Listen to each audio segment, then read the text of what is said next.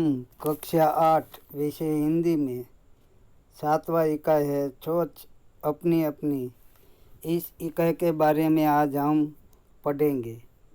तो किसी विषय के पक्ष और विपक्ष में तर्क वितर्क सहित अपने विचार को अभिव्यक्ति ही वाद विवाद है।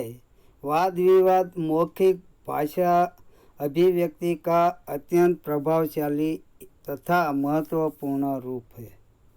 वाद विवाद में कोई एक विषय निर्धारित कर लिया जाता है। कुछ विद्यार्थी उस विषय के पक्ष में तथा कुछ विपक्ष में अपने अपने तर्क यानी कि बात इकट्ठे करके कार्यक्रम के दिन श्रोताओं के सामने प्रस्तुत करते हैं।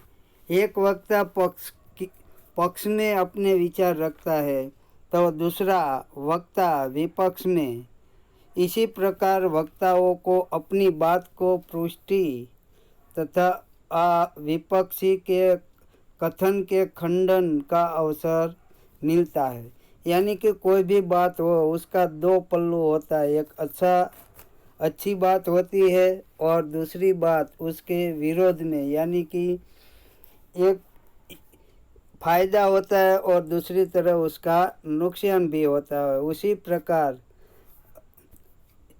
इस बात से यहाँ तर्क वितर्क की बात की है। तो यहाँ एक चित्र दिया है तो आधे विद्यार्थी इस चित्र के पक्ष में अपना विचार रखेंगे और आधा विद्यार्थी उसके विपक्ष में अपना विचार रखेंगे। तो यहाँ पर दो चित्र दिया है, उन पर आपको प्रश्नों पर वाद विवाद करना है। यानी वाद विवाद यानी कि जो उसका लाभ बताए, एक जो उसके पक्ष में कहेगा वह उसका लाभ बताएगा और दूसरा विपक्ष वाला उसका जो नुकसान उनसे क्या होता है उसके बारे में वाद विवाद करेंगे। तो पहला चित्र है गांव का चित्र है और दूसरा शहर का है। तो इस चित्र में देखिए तो गांव में कच्चे मकान दिखाई देते हैं। तो गांव में ज़्यादातर कच्चे मकान होते हैं और शहर में पक्की इमारतें होती है। यहाँ पर पक्की इमारतें बहुमाली मकान यहाँ पर दिखाई देता है। दूसरा है गांव में पेड़ ज़्यादा होते हैं और शहर में मर्यादित पेड़ होते हैं। गांव में रास्ता कच्चा होता है और शहर में पक्की सड़कें होती है। गांव में वाहनों की अवर जवर बहुत कम दिखाई देती है और शहर में लगातार रात दिन वाहनों की अवर जवर यानी कि कतार रहती है। गांव में यहाँ पर नदी दिखाई दी है तो शहर में नदी की जगह क्या है तो कि पक्की सड़कें। गांव में सभी लोगों को एक जगह से पानी मिलता है। जैसे कि यहाँ पर नदी दिखाई देती है तो सभी लोग अपने घर का ज़्यादातर काम नदी के पानी से उसका उपयोग करते हैं। जैसे कि एक स्त्री देखो कपड़ा धोती हुई दिखाई देती है। एक स्त्री पानी भरने के लिए आई है। एक लड़का इस पानी में नदी में नहा रहा है। कुम्हार नदी के पानी से बर्तन बना रहा है। तो शहर में हम देखते हैं कि पानी हमारे घर पर हमारे नल में ही पानी आता है और घर बैठे हमें पानी मिलता है। और गांव में एक शुद्ध हवा मिलती है और शहर में वाहनों का धुआंडा, फैक्ट्री का धुआंडा, ये सभी हवा में मिलने से हवा दूषित होती है। इसलिए शहर की हवा दूषित होती है और गांव में शुद्ध हवा मिलती है। और गांव में ज़्यादातर लोग कृषि प्रधान होते हैं। यानी कि कृषि यानी कि खेती पर निर्भर होते हैं और शहर में कई फैक्ट्री होती है, कई लोग नौकरी करते हैं, कई लोग पढ़ने जाते हैं। इस प्रकार शहर में लोग कई प्रकार के धंधे यानी कि व्यवसाय करते हैं और गांव में ज़्यादातर खेती यानी कि कृषि प्रधान होते हैं। गांव के लोगों में संबंध गांव के लोगों का संबंध एक भाईचारे की भावना होती है और सारा गांव मिलजुल कर रहते हैं। शहर में ऐसा नहीं होता। हम अपने पड़ोसी के साथ भी हमारा व्यवहार अच्छा नहीं होता, यानी कि शहर में सब लोग अपना अपना काम करते हैं और ज़्यादा संबंध नहीं रखते। गांव में किसी व्यक्ति को मुश्किल में देखकर सभी उनकी मदद करते हैं। गांव में कई बार, शहर में हम कई बार देखते हैं कि रोड पर अकस्मात होता है तो कई लोग उसे देखकर चले जाते हैं, उसकी कोई मदद करते नहीं। गांव में ऐसा नहीं होता। गांव में ज़्यादातर सभी लोग मिलजुल कर सभी त्यौहार भी मनाते हैं और एक साथ रहते हैं। और गांव में ऐसा, शहर में सभी लोग अपने कमरे में ही रहते हैं और दूसरों के साथ व्यवहार बहुत कम दिखाई देता है। और गांव में कुदरती पर्यावरण जो मिलता है वैसा शहर में हमें नहीं मिलता।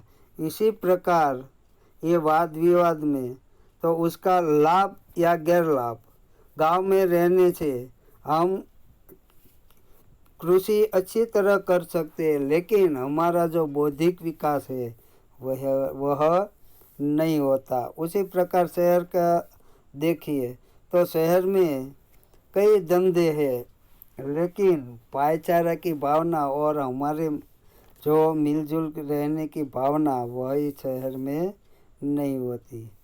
और गांव में शुद्ध हवा मिलती है तो शहर में ये शुद्ध हवा नहीं मिलती। तो इसी प्रकार वाद विवाद यानी कि दोनों पक्ष के रूप में फायदे और गैर फायदे दोनों प्रकार की बातें यहाँ पर लिखनी है आपको। और देखिए यहाँ नीचे प्रश्न भी दिए है कि दोनों चित्र में क्या अंतर है। तो पहला चित्र गांव का चित्र है और दूसरा शहर का है। दूसरा प्रश्न, गांव तथा नगर के जीवन में क्या अंतर है और तुम्हें कौन सा रुचिकर लगता है, क्यों?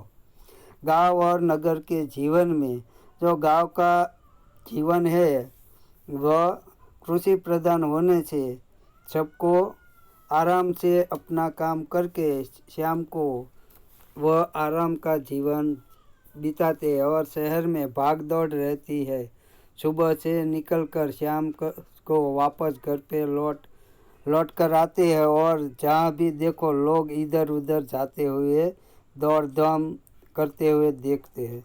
तो तुम्हें कौन सा रुचिकर लगता है, गांव का जीवन अच्छा लगता है या नगर को?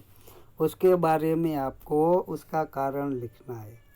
क्या तालाब का जल पीने के लिए योग्य है? यदि नहीं तो क्यों?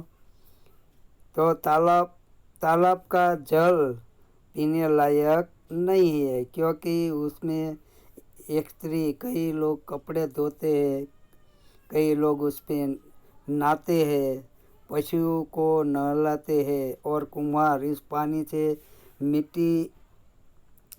पानी में मिट्टी मिलती है क्योंकि वे मिट्टी के बर्तन बनाकर उसमें हाथ धोता है। तो यह पानी पीने योग्य नहीं है।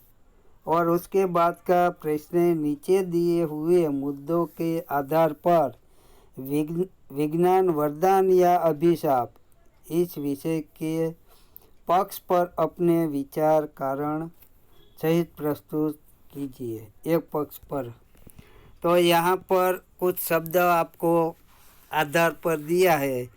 प्रदूषण, तो विज्ञान के कारण किस प्रकार का प्रदूषण हुआ है। बिजली, आज बिजली हमें आविष्कार लगती है क्योंकि बिजली के बिना आज हम हमारा काम रुक जाता है क्योंकि ज़्यादातर काम हम बिजली के द्वारा ही करते हैं। अंतरिक्ष की खोज, उसका भी लाभ है। डॉक्टरी सुविधा, आज हम डॉक्टर के पास जाते हैं तो कई ऐसी साधन सामग्री है जिसके द्वारा हमारे पूरे शरीर का इलाज होता है।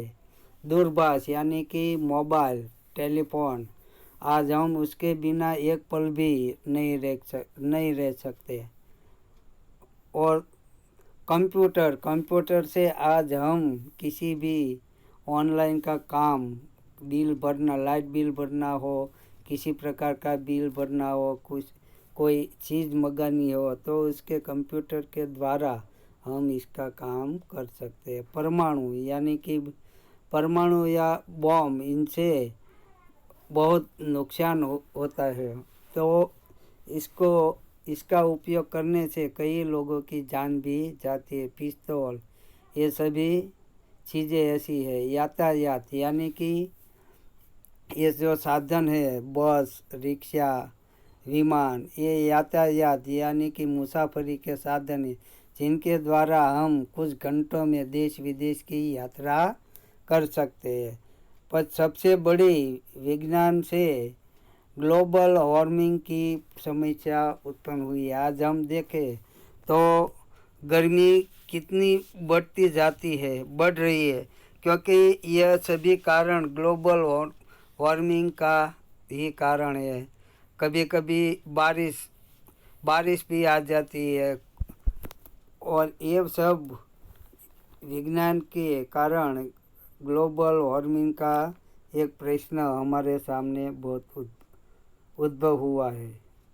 और उसके बाद का प्रश्न है, कौन शक्तिशाली है, कलम या तलवार? अपने विचार कारण सहित बताइए। तो उनमें दो शब्द दिया है, कलम यानी कि पेन, और तलवार जो हम साधन के रूप में जब युद्ध होता था तो तलवार से युद्ध करते थे। तो उनमें से कौन ज़्यादा शक्तिशाली है उसके बारे में आपको लिखना है, क्योंकि कलम जो कार्य कर सकती है वह तलवार नहीं कर सकती। हम गुजराती में कहते हैं, बल बड़े भैंस बड़ी या बुद्धि। तो कलम यानी कि बुद्धि और तलवार यानी कि भैंस के बराबर, इसकी जगह लेते हैं हम। तो कलम या तलवार, उनके बारे में आपको बताना है कि उनमें कौन शक्तिशाली ज़्यादा है और किससे हमारा काम एक असरकारक हो सकता है। और यहाँ पर एक प्रश्न दिया है, उसके चित्र देखकर आपको प्रश्नों के उत्तर देने हैं। और स्वाध्याय, तो स्वाध्याय के बारे में हम अगले लेक्चर में पढ़ेंगे।